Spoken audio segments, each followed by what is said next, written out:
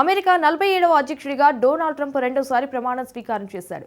Washington డీసీలోని capital hill భవనంలో America supreme court ప్రధాన న్యాయమూర్తి జస్టిస్ జాన్ రాబర్ట్స్ ప్రమాణం చేయించారు. అనంతరం ట్రంప్ ప్రసంగిస్తూ అమెరికాలో స్వర్ణయుగం మొదలైందని చెప్పారు.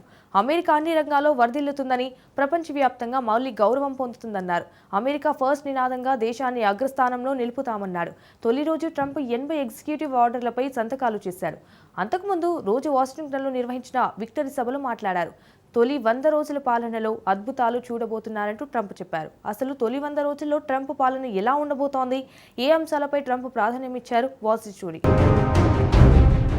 డొనాల్డ్ ట్రంప్ అట్టహాసంగా ప్రమాణ స్వీకారం చేశారు. రెండోసారి అధ్యక్షుడి బాధ్యతలను చేపట్టారు. అబ్బురపరిచే ఆశ్చర్యకరమైన హామీలను ట్రంప్ గుప్పిస్తున్నాడు. ఇక ముందు భారీ మార్పులు ఉంటాయని చెబుతున్నాడు. ప్రమాణ స్వీకారోత్సవానికి ముందు వాషింగ్టన్ డీసీలో ట్రంప్ భారీ సభ నిర్వహించారు. దీన్ని విక్టరీ సభగా రిపబ్లికన్లు పిలిచారు. ఈ సభలో వేల మంది మద్దతుదారులను ఉద్దేశించి ట్రంప్ ప్రసంగించారు. తొలి 100 రోజులు ఎక్స్ట్రాడినరీగా ఉంటాయని ట్రంప్ ప్రామిస్ చేశాడు. సో మొదటి 100 రోజులు అమెరికన్ అధ్యక్షుడు డొనాల్డ్ ట్రంప్ కి అత్యంత కీలకమైనవి. నిత్యం వార్తల్లో నిలిచేందుకు అవకాశం ఉన్న సమయం ఇదే.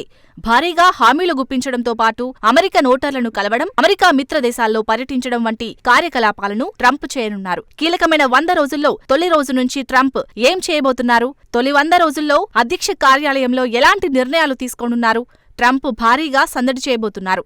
సింపుల్ గా చెప్పాలంటే ట్రంప్ 2.0లో దూకుడుగా వ్యవహరించాలని ట్రంప్ భావిస్తున్నాడు. ఓవల్లోని అధ్యక్ష కార్యాలయంలో అడుగుపెట్టిన తర్వాత ట్రంప్ 200కు పైగా ఎగ్జిక్యూటివ్ ఆర్డర్లపై సంతకాలు చేయనున్నాడు. అసలు ఎగ్జిక్యూటివ్ ఆర్డర్ అంటే ఏమిటి? ప్రభుత్వ విభాగాలకు అధ్యక్షుడు ఆదేశాలు జారీ చేయడాన్నే ఎగ్జిక్యూటివ్ ఆర్డర్ అంటారు. ఈ ఆర్డర్లకు చట్టబద్ధత ఉంటుంది. అమెరికా ప్రతినిధుల సభ, కాంగ్రెస్ అనుమతి లేకుండానే అధ్యక్షుడు ఈ ఎగ్జిక్యూటివ్ ఆర్డర్లను జారీ చేయొచ్చు. ఒక ఎగ్జిక్యూటివ్ ఆర్డర్ను అధ్యక్షుడు జారీ చేశారంటే ప్రభుత్వ విభాగాలకు చట్టపరమైన ఆదేశంగానే భావించబడుతుంది. అధ్యక్షుడి ఎగ్జిక్యూటివ్ ఆర్డర్లను ఫెడరల్ రిజిస్టర్లో నమోదు చేసి ప్రచురిస్తారు. అయితే ప్రతి అంశంలోనూ అధ్యక్షుడు ఎగ్జిక్యూటివ్ ఆర్డర్లను జారీ చేయలేడు. అంతేకాదు, ఇప్పుడు ట్రంప్ జారీ చేసిన ఎగ్జిక్యూటివ్ ఆర్డర్లను వచ్చే అధ్యక్షుడు వాటిని రద్దు చేయవచ్చు. అధ్యక్షుడి కార్యనిర్వాహక ఆదేశాలను, కోర్టులను కూడా విచారణ చేపట్టే అవకాశం ఉంది. సత్వర విధానాలను అమలు చేయడానికి అధ్యక్షుడు ఎగ్జిక్యూటివ్ ఆర్డర్లను అధ్యక్షులు ఉపయోగించుకుంటారు. ఉదాహరణకు వలస చట్టాలను, పర్యావరణ నియంత్రణలు వంటి అంశాల్లో ఎగ్జిక్యూటివ్ ఆర్డర్స్ జారీ చేస్తారు. తాను కోరుకున్న ప్రతిదాన్ని అధ్యక్షుడు ఎగ్జిక్యూటివ్ ఆర్డర్లతో చేయలేడు. రాజ్యాన్ని మార్చడం కుదరదు. కొన్నిసార్లు ఎగ్జిక్యూటివ్ ఆర్డర్లను కోర్టులు పరిశీలించే అవకాశం ఉంది. విధానాలను రూపొందించడానికి శక్తివంతమైన ఆయుధం ఎగ్జిక్యూటివ్ ఆర్డర్. అలా అని శాశ్వత చట్టాలను మాత్రం అమెరికా అధ్యక్షుడు తీసుకురాలేడు. జో బైడెన్ తన 4 ఏళ్ల పదవీకాలంలో మొత్తం 160 ఎగ్జిక్యూటివ్ ఆర్డర్లను జారీ చేశాడు. కానీ ట్రంప్ తన పదవీకాలం తొలి రోజే 80 ఎగ్జిక్యూటివ్ ఆర్డర్లపై సంతకం చేశాడు. సో ట్రంప్ చాలా దూకుడుగా వెళ్తున్నారని స్పష్టంగా తెలుస్తోంది. సమస్యలను వెంటనే పరిష్కరించేందుకు ట్రంప్ ప్రయత్నిస్తున్నాడు. అయితే ట్రంప్ ప్రస్తుతం ఏ అంశాలపై దృష్టి సారించాడు? ప్రధానంగా అక్రమ వలసలపై ట్రంప్ దృష్టి సారించాడు. ట్రంప్ హామీల జాబితాలో ఇది అత్యంత కీలకమైనది. తొలి రోజు నుంచే సరిహద్దులను నియంత్రణలోకి తీసుకుంటామని ట్రంప్ తేల్చి చెప్పాడు. సరిహద్దులను పటిష్ట చేయడం, అక్రమ వలసదారులను తరిమేయడం, క్రిమినల్ గ్యాంగ్స్ ని అణిచివేయడమే ట్రంప్ ప్రధాన లక్ష్యాలు. ఒక్క ఇమిగ్రేషన్ పైనే డజన్ల ఆర్డర్లపై ట్రంప్ తొలి రోజు సంతకాలు చేశారు. వచ్చే వారం నుంచి వలస దాడులను చేపడుతున్నట్లు ట్రంప్ టీం చెబుతోంది. అంతేకాదు, ఎలాంటి పత్రాలు లేకుండా దేశంలోకి వచ్చిన వారిని ఆయా దేశాలకు తిరిగి పంపేందుకు కూడా ట్రంప్ సిద్ధమవుతున్నాడు. అమెరికా చరిత్రలోనే భారీగా విదేశీయులను తరిమేనున్నట్టు ట్రంప్ గతంలోనే ప్రకటించాడు. అక్రమ వలసదారులను అడ్డుకునేందుకు ఎగ్జిక్యూటివ్ ఆర్డర్లను ట్రంప్ వినియోగించనున్నాడు. నిజానికి ఇది అంత ఈజీ టాస్క్ కాదు. ఎందుకంటే ట్రంప్ ఫస్ట్ టర్మ్లో కూడా ఇలాంటి చర్యలు చేపట్టాడు. ఈ చర్యలపై అప్పట్లో కోర్టులకు వెళ్లారు. అందుకే ఈసారి ఆచితూచి ట్రంప్ అడుగులు వేస్తున్నాడు. ఇక కొత్త అధ్యక్షుడి రెండో ప్రాధాన్యం అమెరికా మిలిటరీ.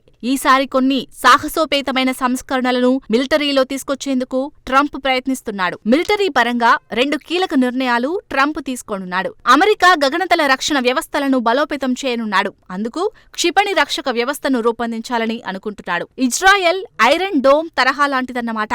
ఇక రెండో అంశం ఏమిటంటే మిలిటరీ DEI పాలసీని ట్రంప్ టార్గెట్ చేసుకున్నాడు. DEI అంటే డైవర్సిటీ, ఈక్విటీ, ఇంక్లూజన్.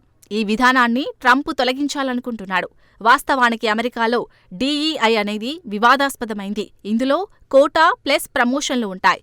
జాతి, లింగ, లైంగిక ధోరణి, మతాల ఆధారంగా రిజర్వేషన్లను ఈ DEI కేటాయిస్తోంది. దీన్నే తొలగించాలని ట్రంప్ భావిస్తున్నాడు.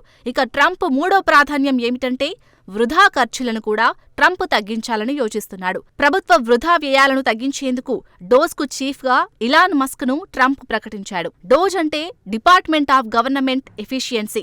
అసలు ఈ డోజ్ ఏం చేయనుంది? ప్రభుత్వం వృధాగా చేస్తున్న ఖర్చులను తగ్గించడానికి ఈ డోజ్ కృషి చేయనుంది. ఆ పనిని మస్క్ చేయనున్నాడు.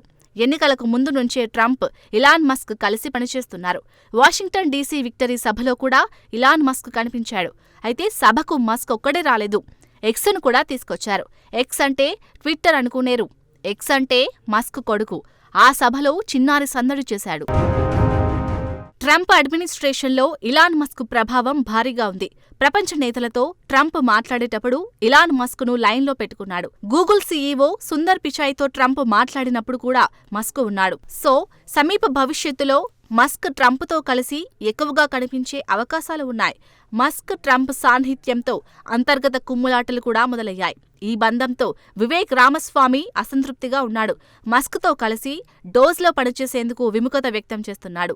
వాస్తవానికి ఇద్దరికీ ఒకే స్థానాన్ని ట్రంప్ కేటాయించాడు. కానీ మస్క్ మాత్రం ఆధిపత్య ధోరణి ప్రదర్శిస్తున్నాడు. దీంతో రామస్వామి డోజ్ నుంచి తప్పుకున్నాడు. ఓహాయో నుంచి గవర్నర్గా పోటీ చేయాలని రామస్వామి భావిస్తున్నాడు. సో ట్రంప్ బాధ్యతలు స్వీకరించగానే రిపబ్లికన్లలో అసంతృప్తి మొదలైంది. వచ్చే 4 ఏళ్లలో పార్టీలో అసంతృప్తులు తీవ్రమయ్యే అవకాశం ఉంది. రానున్న రోజుల్లో మరింత డ్రామా అమెరికా రాజకీయాల్లో చూసే అవకాశం ఉందని మాత్రం ఖచ్చితంగా చెప్పొచ్చు.